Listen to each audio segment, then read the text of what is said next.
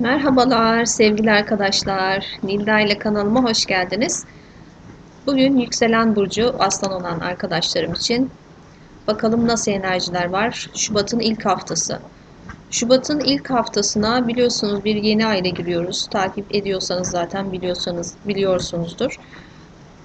Bu yeni ay sizin 7. ve 10. eviniz arasında. Yani sizin evlilik ilişkileriniz ya da e, açık ilişkileriniz. Yani avukatınız mesela, örnek veriyorum, ya da iş ortağınızla alakalı bir bırakma enerjisi var burada. Satürnyen bir yeni ay olduğu için burada belki eşle alakalı bazı problemler yaşanabilir görünüyor.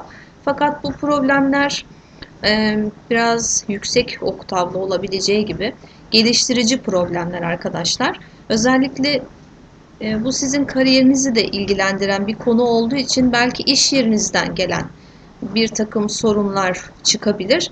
Fakat bu sorunlar aynı zamanda yeni kapıların açılmasını sağlayacak enerjiler barındırıyor. Çünkü yardımcı enerjiler çok fazla. Özellikle 6. evinizden giden yoğun enerjiler, yani güzel enerjiler. Burada belki de bir terfi ya da yeni bir işi, ama böyle sıradan basit bir pozisyondan bahsetmiyorum. Yani her zaman yaptığınız bir işten bahsetmiyorum. Tabii ki herkesin kendi potansiyeline göre. Fakat bu size gerçekten güzel paralar kazandıracak bir işmiş gibi görünüyor. 8. evinizle de bağlantılı çünkü. Tabii ki bu söylediklerim sizin özellikle su evlerinde, yani su elementi fazlaysa haritanızda gerçekten güzel enerjiler var. Özellikle Jüpiter'in açısı çok muhteşem görünüyor. Bu açı zaten Venüs'e bağlanıyor, Mars'a bağlanıyor arkadaşlar. Merkür'ü, Mars'ı, Jüpiter çok güzel etkiliyor. Merkür şu anda gerilemede. Bu enerjiye sahip. Tabi burada vereceğiniz kararlarda dikkatli olmanızı yine tavsiye ediyorum. Fakat Neptün'ün de Plüton'la yaptığı çok güzel bir açı olduğu için burada köklü bir değişimden bahsediyor. Şimdi başka ne söyleyebilirim? Ay pazartesi günü sizin 7. evinizde başlıyor. Daha sonra 8. eviniz, 9. eviniz. Buraya geldiği zaman işte bir dikkatli olmak gerekiyor. Çünkü orada sizin Şiron var. Uzak çevrelerle alakalı, uzun yolculuklar, dış ticaret, akademik kariyer, bu konularla alakalı burada bir sıkıntı olabilir.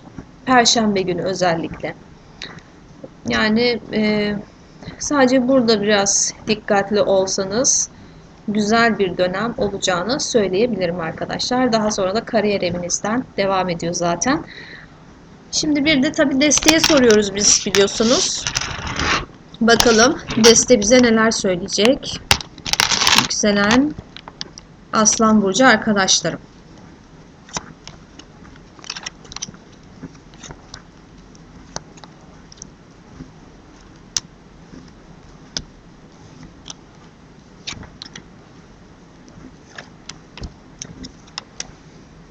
Hava kralı ve süpürge.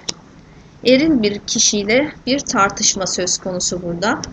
Yani eril bir kişi derken bu tabii ki bayan da olabilir. Eril enerjisi o dönem yüksek olabilir. Toprak onlusu ve Dastar kartının gelmesi. Daha çok sanki ev hayatınızla alakalı, eşinizle alakalı bir durum olabilir diye gösteriyor arkadaşlar. Burada sanki bir fırsatı kaçırmışız ya da paramızı çaldırmışız gibi görünüyor. Suası belki böyle bir problem olsa bile bu durumu daha sonra toparlayacak görünüyorsunuz zaten. Para odaklı belki bir problem yaşıyorsunuz eşinizle ya da bu iş ortağınız diye değerlendirirsem bunu, parasal bir çatışma, bir problem ya da iş yerin diye düşünürsek, iş yerinde sanki maaşınızla alakalı bir sürtüşme, bir problem yaşıyorsunuz gibi görünüyor ama daha sonradan bu tatlıya bağlanıyor. Ben daha çok yine söylüyorum, ben evlilik hayatınızla ilgili düşünüyorum. Çünkü bir kopma noktasına kadar gelmiş gibi görünüyor arkadaşlar. Özellikle eril enerjiden kaynaklanan bir uzaklaşma, bir güvensizlik duygusu eril enerjinin verdiği etki bu. Bu konuyla alakalı bir problem yaşanmış, bir uzaklaşma, belki de uzak bir yere gitme, bir yol mesafesinde olması, böyle bir kopukluk var arkadaşlar. Ama tabii ki bir tartışma ve stresli bir durum da var. Tamam, bu var ama dediğim gibi haftanın geri kalan günlerinde bu olay tamamen değişiyor. Çünkü biliyorsunuz Venüs de düz seyrine döndü. Olayların hızlanıp tekrar yerine oturması ve güzelliğe dönmesi, şifalanması çok olası görünüyor arkadaşlar. Şimdi evli çiftlerle alakalı belki arada bir kişinin olmasından dolayı. Yani bu illa bir kişi derken aldatmaktan bahsetmiyorum. Aldatmak da olabilir ama bu daha çok bir kişinin, üçüncü bir kişinin müdahalesinden kaynaklanan sıkıntı olabilir diye görünüyor bana. Şimdi duygusal hayatımıza da bakacağız zaten.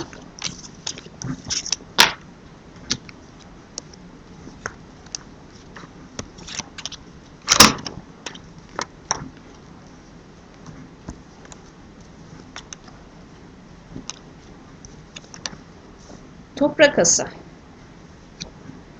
ve Turan kartı. Burada ilişkisi olmayan arkadaşlarım için bir yenilik enerjisi var. İlişkisi olan arkadaşlarım içinse bu kişiyle, bu kişi siz olabilirsiniz ya da partneriniz olabilir. Evet, bir problem yaşanmış. Sanki bir kopukluk olmuş ve adım atılmamış daha sonrasında gibi görünüyor. Kalp kırıcı bir takım şeyler yaşanmış olabilir aranızda. Ve blokajlar konmuş ve ilişki bitiş aşamasına gelmiş gibi gözüküyor arkadaşlar. Burada çok fazla kişi enerjisi var. Şimdi bu kişiyle tatlıya bağlıyorsunuz. Tekrar bir barışma enerjisi var. Ama özellikle ilişkiyi bitirmiş arkadaşlarım içinse yeni bir enerji görünüyor. Uzak mesafede olan bir kişiyle ya da uzaklarla bağlantısı olan bir kişiyle yeniden bir ilişki yaşama ihtimali söz konusu arkadaşlar. Hatta bu yolculuk evliliğe kadar gidebilir gibi göründü bana. Bazı arkadaşlarım da geride bıraktığı kişiye karşı hala bir şeyler hissediyorlar. Bu kişinin geri dönüşü de çok muhtemel. Yani çok önceden terk edilmiş değil de yani yakın zamanda eğer bir kopuş olduysa bu kişiyle de tekrar bir birleşme söz konusu arkadaşlar. Bazı Aslan Burcu arkadaşlarım ayrıldık diye üzülmesinler o zaman diye düşünelim. İlişkim yok diyorsanız da yeni bir ilişki hemen yanı başınızda bekliyor sizi arkadaşlarım. Yeni açılımlarda görüşürüz. Blogumu da ziyaret edersiniz bu arada. Hepinizi çok seviyorum. Hoşça kalın.